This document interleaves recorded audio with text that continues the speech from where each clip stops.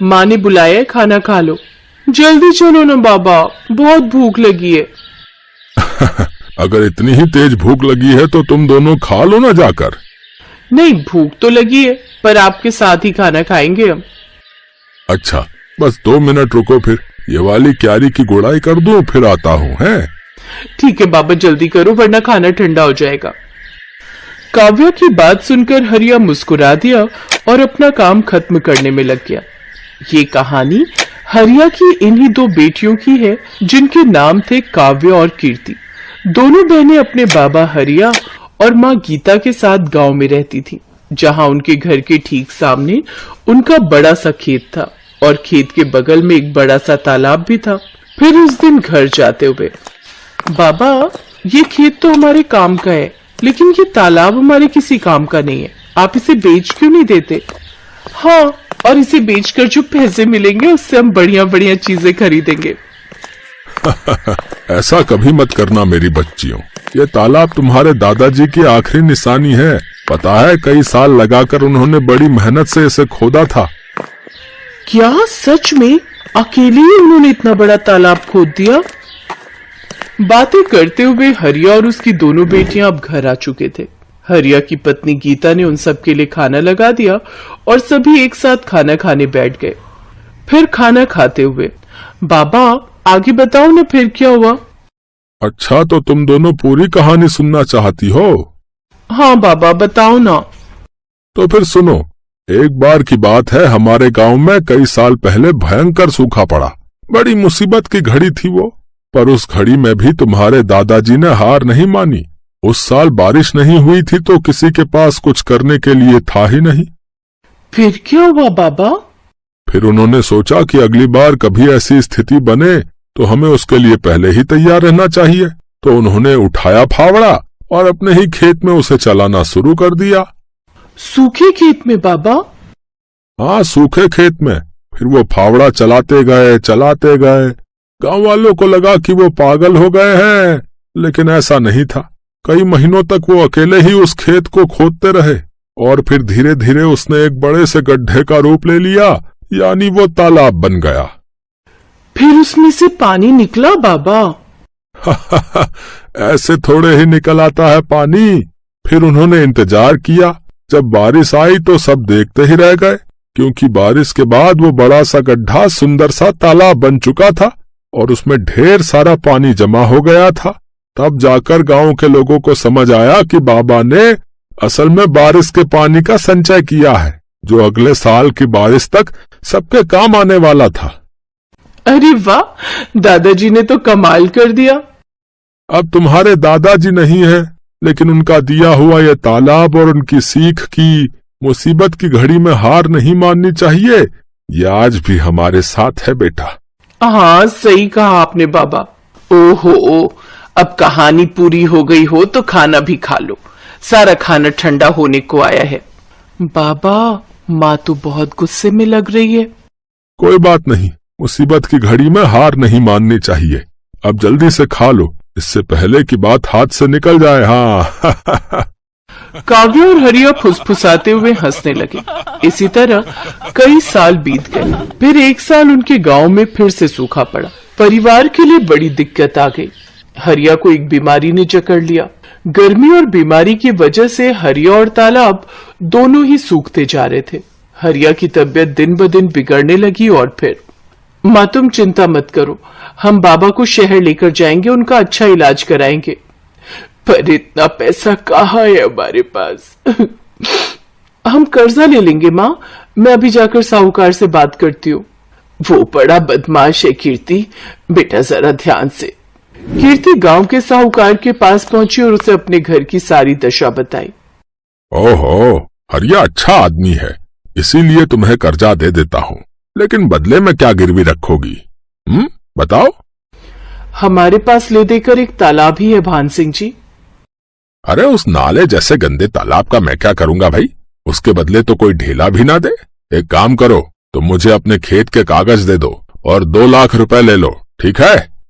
कीर्ति अपना खेत गिरवी नहीं रखना चाहती थी, क्योंकि ले देकर उनकी कमाई का एक वही जरिया था।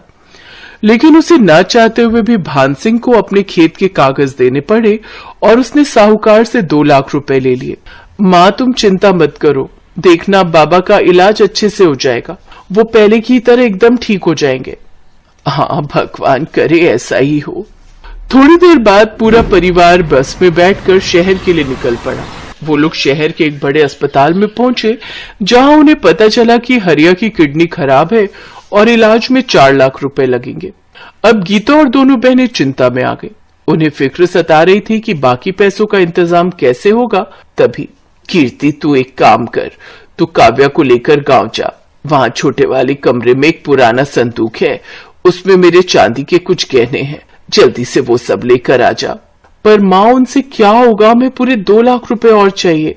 अरे कुछ तो होगा, बाकी का भी देख लेंगे। गीता की बात मानकर दोनों बहनें वापस गांव चली आईं और घर पहुंचते ही उन्होंने उस संदूक को खोला।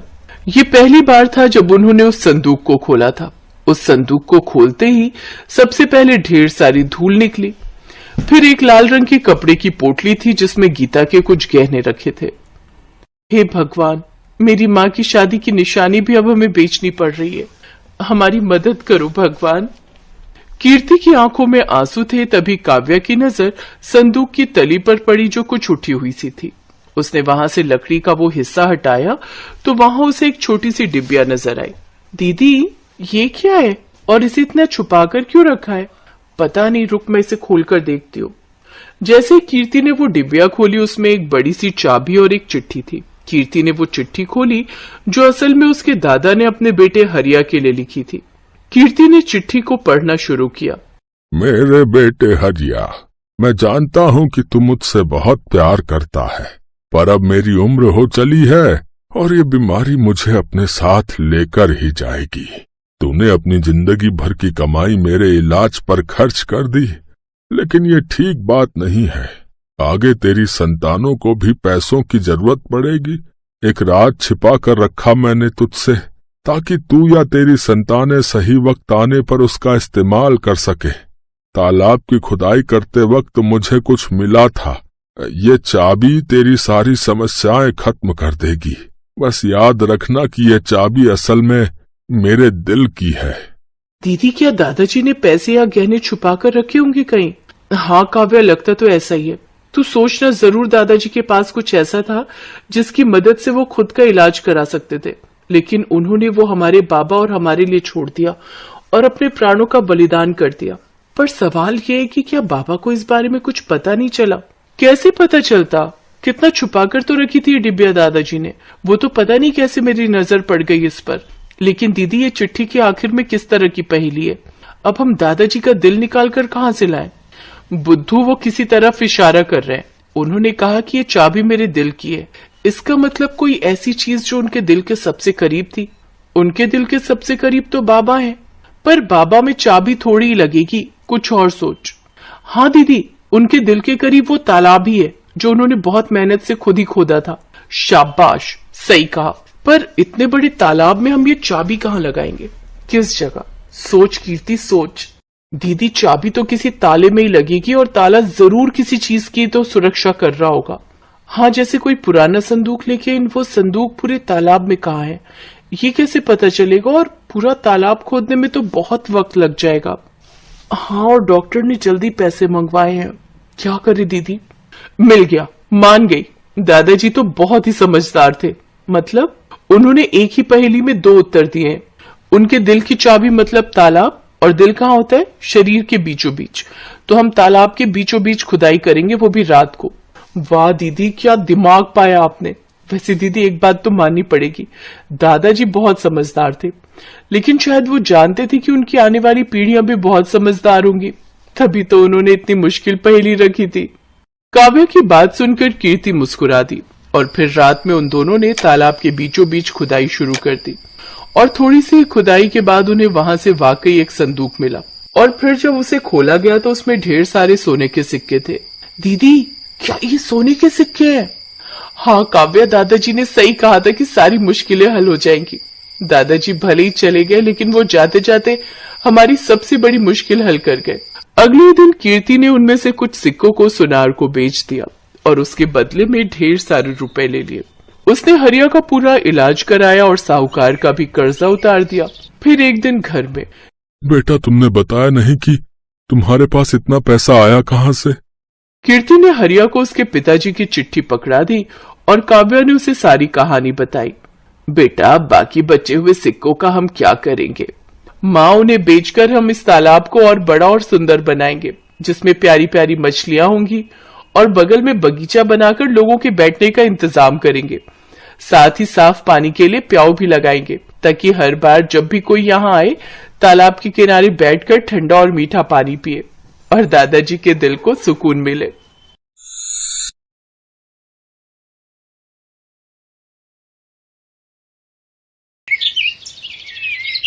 बंटी और बबली दोनों सगी बहनें, दोनों ही एक नंबर की चालाक थी।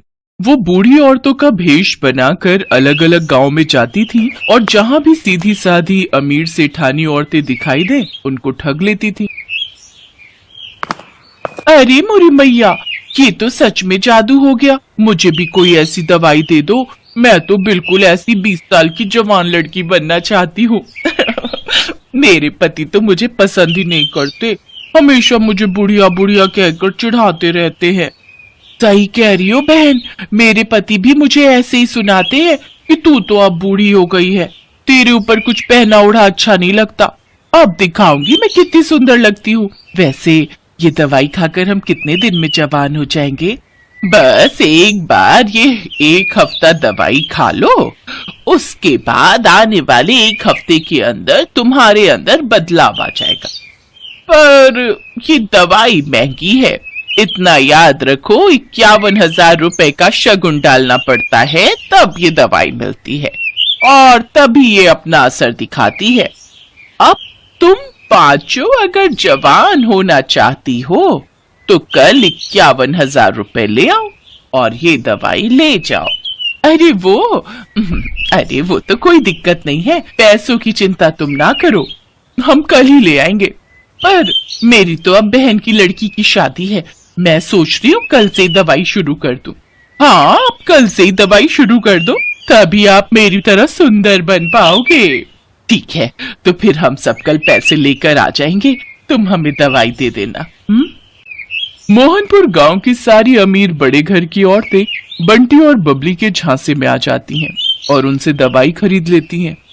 बंटी और बबली तो अपना काम करके उन औरतों को ठग कर कब का वहां से रफू चक्कर हो चुकी थी, पर मोहनपुर गांव की औरतें अपना सिर पीटती रह गई। उनके घर में सभी उन्हें डांटने लगे। अरे तुम पागल हो क्या?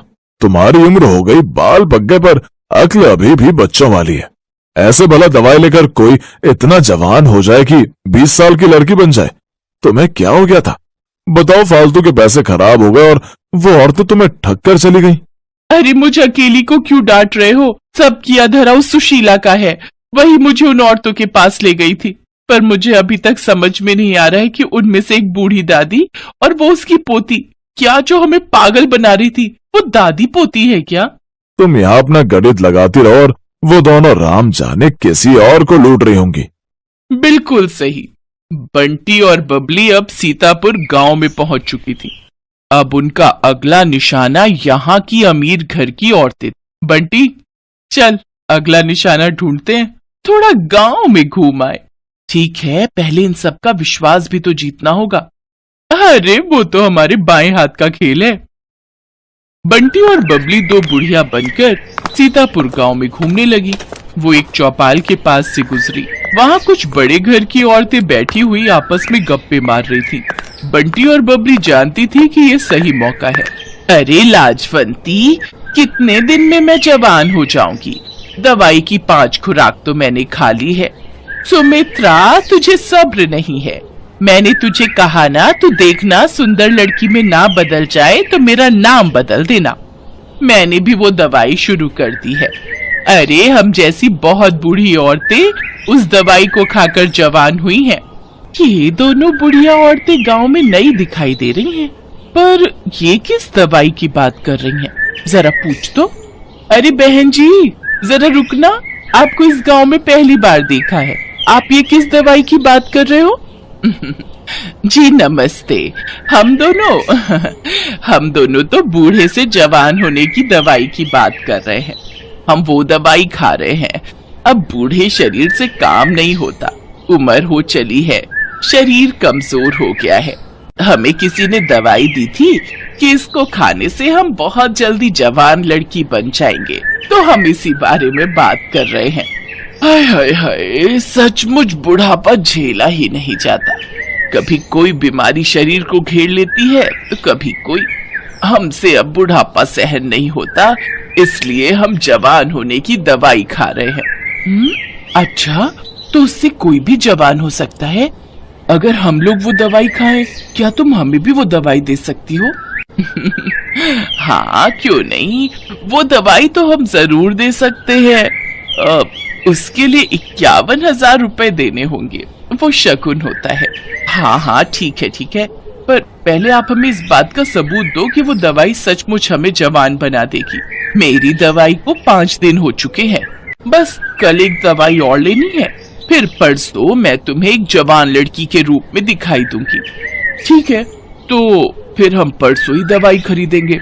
पहले तुम्हें देख तो ले, आजकल चोर उचक्के बेईमान ठग बहुत लूटने लगे हैं। अरे तो ठीक है, आप जब परसों सुमित्रा को लड़की के रूप में देखोगे तभी आपको विश्वास होगा।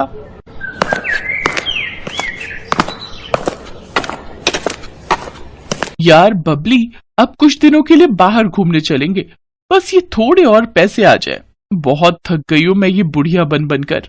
ठीक है, बस ये काम हो जाए, फिर इस बार हम लंबी छुट्टियों पर चलेंगे। बंटी और बबली इस बार बहुत खुश थी, क्योंकि उनके पास इस बार बेईमानी के बहुत सारे पैसे जुड़ चुके थे। अगले दिन गांव की सारी अमीर घर की औरतें बंटी और बबली के पास दवाई लेने पहुंच जाती हैं। ये मेरी ननद है, कल ही दूसरे गांव से आई है। मैंने इसे भी आपके बारे में बताया, तो ये बोल रही है कि इसे भी वो दवाई चाहिए जिससे आप बूढ़े से जवान हो जाओ। वैसे आपकी दूसरी साथी कहाँ है? क्या वो जवान हो गई?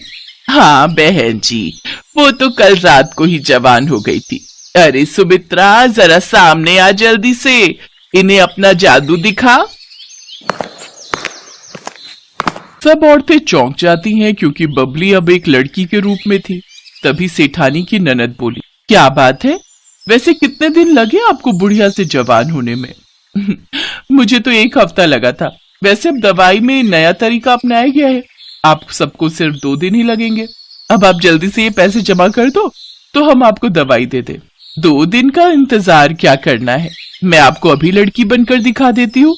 सेठानी की ननद कोई बूढ़ी औरत नहीं थी, बल्कि सेठानी की भतीजी ये सब नाटक कर रही थी, जो पिछली रात ही अपनी बुआ के घर रहने आई थी। जब सेठानी की भतीजी रीमा को ये बात पता चली, तो उसे दाल में कुछ काला लगा, क्योंकि उसकी अपनी सहेली की माँ के साथ ऐसा हो चुका था और वो बदमाश औरतें कहीं नहीं मिल रही थी।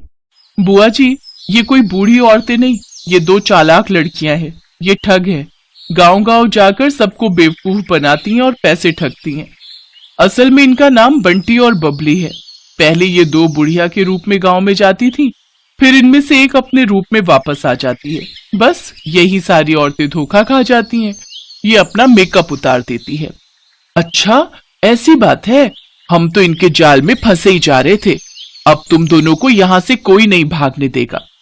रीमा बिटिया, जल्दी से चौधरी साहब को और बाकी गांव वालों को भी बुला लो, इन दोनों को पकड़ना बहुत जरूरी है। बबली, हमारी चालाकी हम पर भारी पड़ गई, अब तो हमें ये पुलिस के हवाले करके रहेंगे। तुम ठीक कह रही हो बहन, कोई बात नहीं, थोड़े दिन जेल की रोटी खा लेंगे। रीमा की समझदारी से बंटी और बबली, जो कि बहुत समय से लोगों को ठगने का काम कर रही थी, उन्हें पुलिस पकड़ लेती है और उन्हें जेल हो जाती है। दोनों को अपने किए की सजा मिल जाती है। बंटी और बबली दोनों को समझ आ गया था कि चोर कितना भी समझदार हो, कितना भी चालाक हो, पर एक ना एक दिन